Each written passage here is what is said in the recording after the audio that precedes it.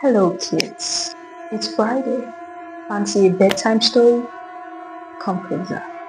Long ago, in a faraway land in East Africa, was a man very feared, very well known, and his name, or rather his nickname, was the Butcher of Uganda.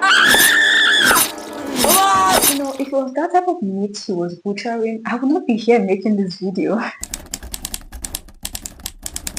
Boy, do I have a lot of things to say today, but we're just gonna flow. Uganda just had their last elections like 2, 3 weeks ago, and I wasn't particularly paying any attention to Uganda before, but then when I saw that their president had been ruling for over 30, 39 years, and this last election was going to extend his rule by another 5 years, I became very interested. I said, first of all, this is some king type rulership thingy that's going on here. Second of all, it doesn't seem like you people are happy about it, so there's definitely a story there, and boy was I right. But you see, Yoweri Museveni is a very funny man. I have to give him that. But before I get into his story, we have to go back to a very well-known, popular Uganda president that was known as the Butcher of Uganda. Yes, you guessed his name, Idi Amin. I do not know if in heaven, when God was sharing presidents to Uganda, he said, you know what, make the presidents of Uganda funny. Give them the funny bone, make them make people laugh. And Idi Amin and Yoweri Museveni are very funny people. Now, concerning Idi Amin, and I think also Yoweri, there's been a lot of what's the word, controversy surrounding their rulership or presidency during their time. Some people say for Idi Amin, oh, he's not a dictator. Some say, oh, he is a dictator and was a horrible person. I say, maybe some of both is true. I don't know, because people are like, oh, it's just the Western word that is framing him to be like some sort of evil butcher. But I don't think that's something you should 100% believe. Idi Amin's childhood was very interesting to me. Okay, he grew up under a Muslim home, but originally his dad was Christian, then converted to Muslim, and then the dad got married to two wives from what I saw, and he was born to the second wife of the family. Now, Idi Amin's mom was a baddie, an occultic baddie, but a baddie. You see why? So apparently she was such a gifted healer, and she even belonged to a sect of I don't think the right word is occult practice, but that's what it was given to me. And they were known as Allah Water Tribe or Allah Water Sect. I hope I'm pronouncing that wrong. I'm not quite sure. But anyway, she was such a body with this whole healing and traditional practice thinking that even royalty from certain places started checking and booking the girl. They started checking and booking for her, right?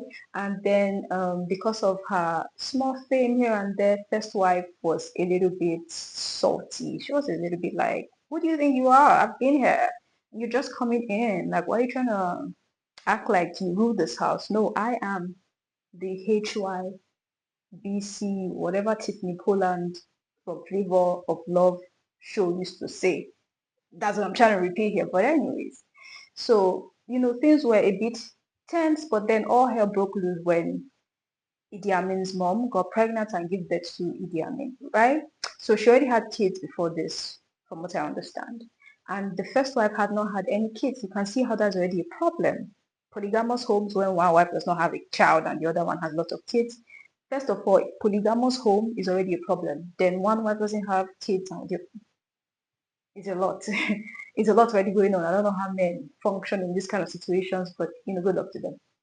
So first I was like, oh, okay, so you think you can have all these kids? Okay, then I think she started to spread rumors about Idi Amin's mom, like, oh, this and this and this. This child she just had, my husband might not even be the father. And I'm very sure she was whispering in the market streets, and we trust market women to carry that gossip. Sha. So it got back to the family, and the family of the man came and said, hey, we heard that Idi Amin might not even be for our brother. So we're gonna need to do a paternity test. And look at me in 2026 thinking that paternity test meant they're going to take that baby's blood and take it to a hospital. I was wrong. I should have thought of the time. I should have related it to the time. Because at that time in Africa, for whatever reason, paternity test is not the same as what it is now. These interesting people carried this newborn baby, took him to an evil forest, and left him there for 4 days. Now, when you have this piece of information in your hand and you compare it to what Idi Amin turned out to be so many years later, are we really surprised? No. The people we should be looking for is not Idi Amin. It is the people who left in the forest. They are the creators of his original villain story. Anyways, so they left the child there in the forest to determine if his father was his father. I want to, I need somebody in the comments to help me. How exactly does this work?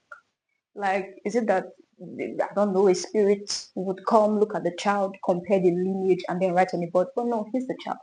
You know what I'm saying? And then leave it on the child, and then when they come back, they see, they're like, yeah, the paternity test is 99.99% accurate. You are the father. And then all the spirits and the humans rejoice. Like, is that how it works? Because why? Anyway, they came back after 4 days, found him in the forest, was still alive. And they were like, yes, it's the dad. And the mom was like, for what you have done, I will not stay and tolerate this rubbish. And she took her child. She did. Me too, but you. Anyways, Edie baby, I'm so sorry. This is supposed to be like a very sad tale type of story, but like that's not just not my vibe, you know. So he grew up, Amin grew up, you know, started doing menial jobs, became a cook, somehow found his way in the army. And then at that time, I think the president of Uganda was somebody called Milton Obote. And from what I gather, Milton Obote was not particularly what English. He was not particularly a wonderful president. All right, he was involved in a lot of shady deals.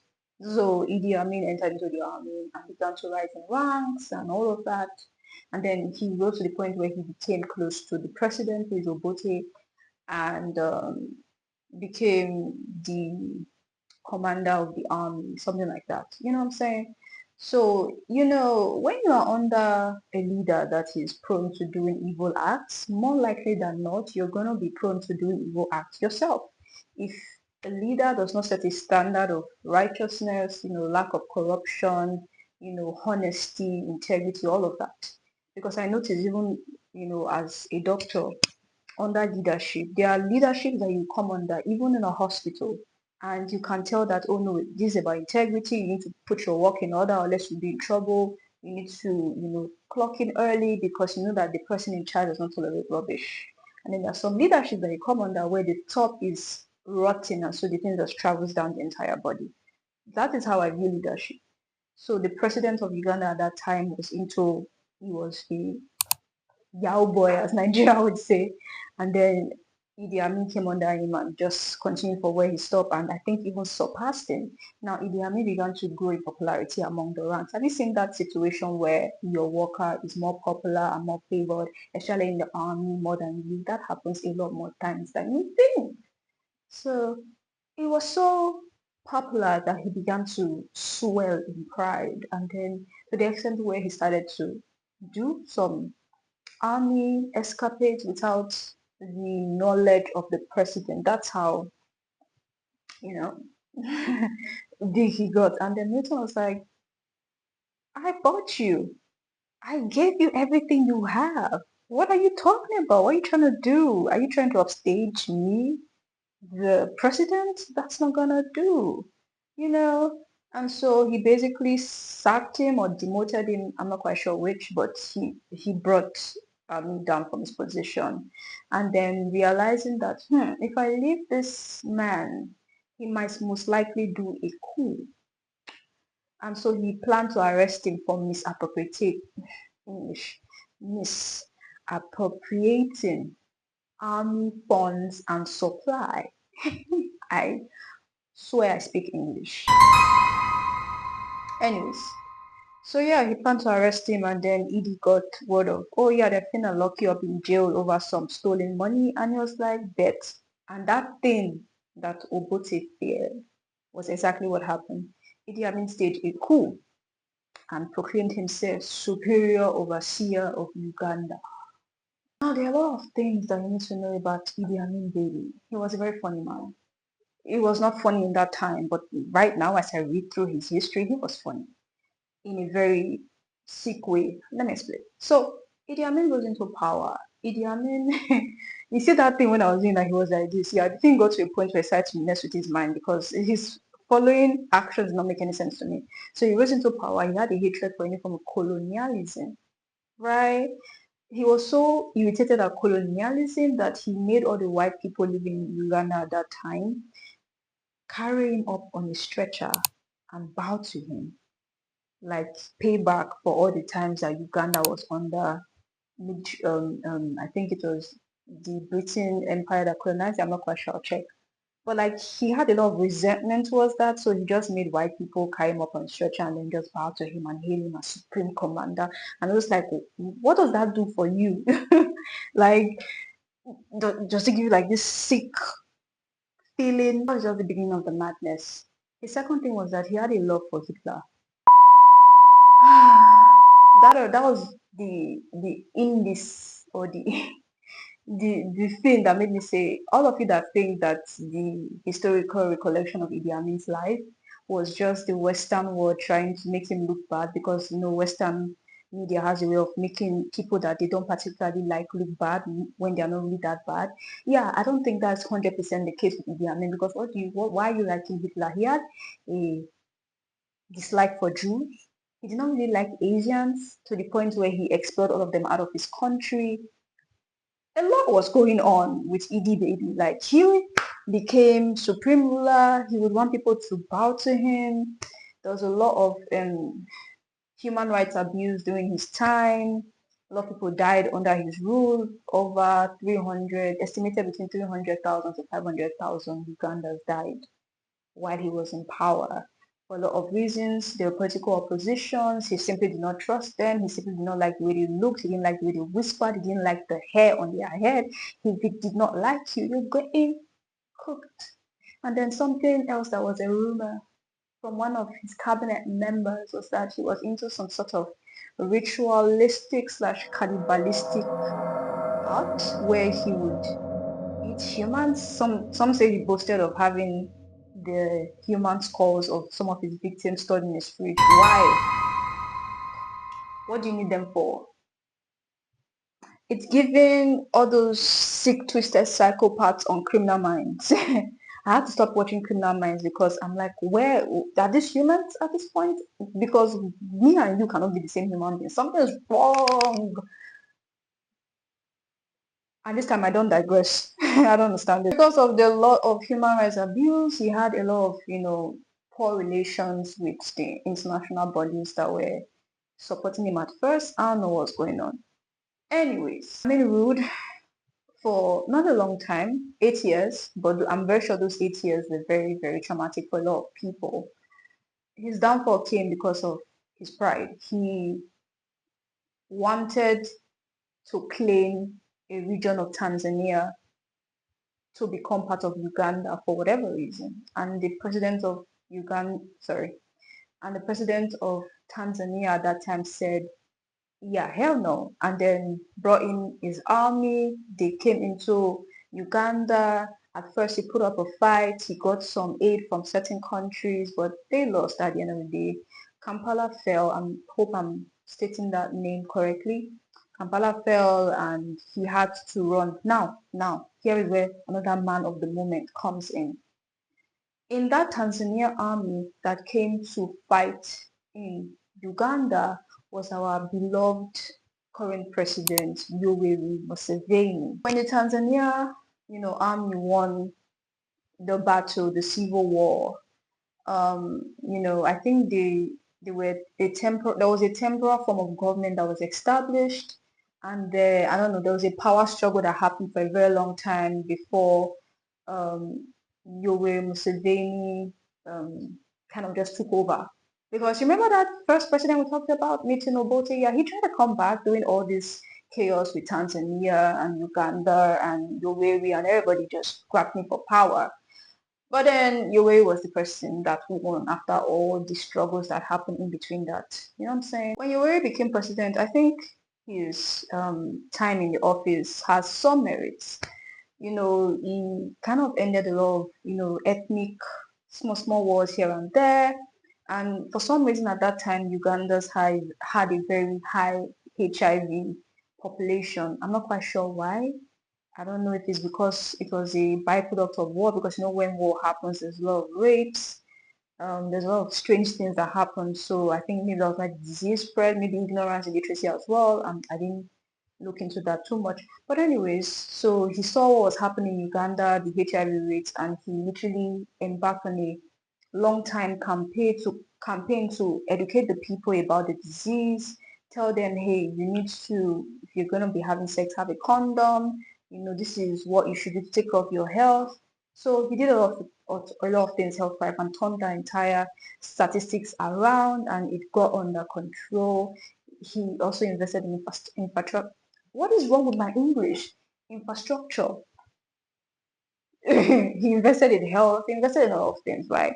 But then downside was that he said, I don't want to be here for just a good time. I want to be here for a long time.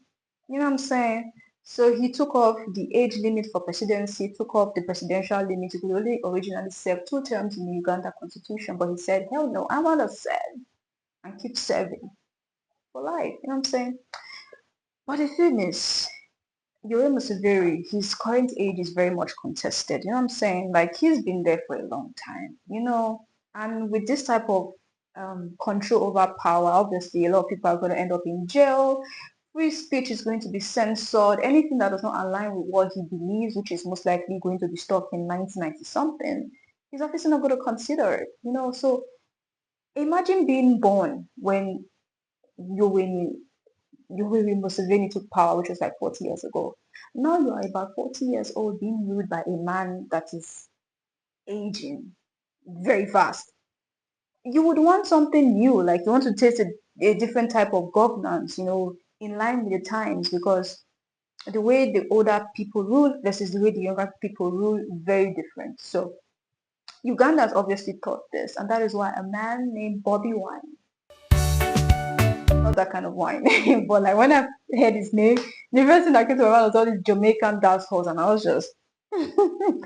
And his Bobby Wine came out and said, hey, I want to contest, I want to run for presidency. Let's Uganda, let's go, let's get it back to the youth. Let the children of tomorrow. Every time you tell us your children are the leaders of tomorrow, okay, let us lead. What is happening? You said we are the leaders of tomorrow. The children have become adults and we are still not leading. What's the issue? That was basically what Bobby Wine was representing. So when Bobby Wine came out to run against Museveni, Yoweri literally said, you are being sponsored by foreign powers and homosexuals. I don't know what it is with African leaders and homosexuality. Like, I understand that you banned it, but your fixation on using it to blame certain things is just very funny to me.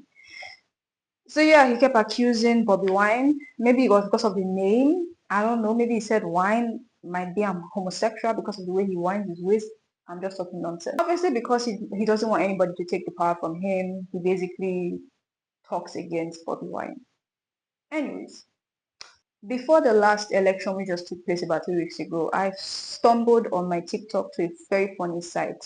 I saw this old man with a chair sitting on the roadside, and I think behind him there was like a whole line of traffic.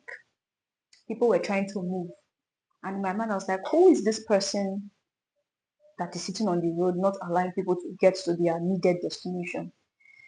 Lo and behold, it was Yoweri Museveni, who had come to block his people's line of business to say what he wanted to say about the upcoming elections. I would have run him over. No, obviously not. Obviously not, but like, campaign like normal people. Why are you blocking the road? Must we hear what you have to say? Like, And then another part of his campaign movement that was very funny to me was him when he got that whole lorry, and then on top of the lorry he was riding on a bicycle. Like, I feel like because he knows that the Ugandans are tired of him and his rule, he tries to do things to make it seem like he's still very young. And it's like, sir, with all due disrespect, you are heading in a very not young direction. Like, uh, wrap it up. Okay, like, wrap it up. That's basically what I have to say about that. So yeah, so after the last election, surprisingly and unsurprisingly, he won. And when he won, he started to chase Bobby Wine around the country for whatever reasons. But you should note this about Uganda elections. They always shut down internet and in some cases power, and we don't really know what happens in the country until they come back online, and then you find out that a lot of people were killed during elections and so many terrible things went on and all of that. I say all that to say this. Uganda, it's your presidential line is very interesting one. They're funny, I'll give them that too. But like, no matter how much a man wants to cling to power, and he's not the first to do so, his time will ultimately come to an end, right? So I wish Uganda's nothing but the best. I pray that they actually get a government that is full of sharp, brilliant minds, with counselors who are elderly, who can guide them in decisions, not fight with them over power.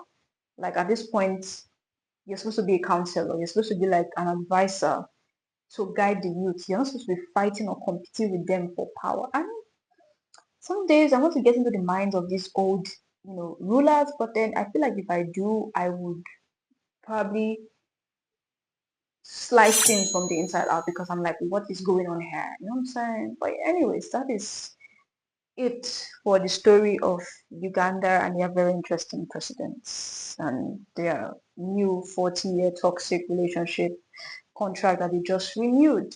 Unwillingly, but it was renewed. Have a wonderful day.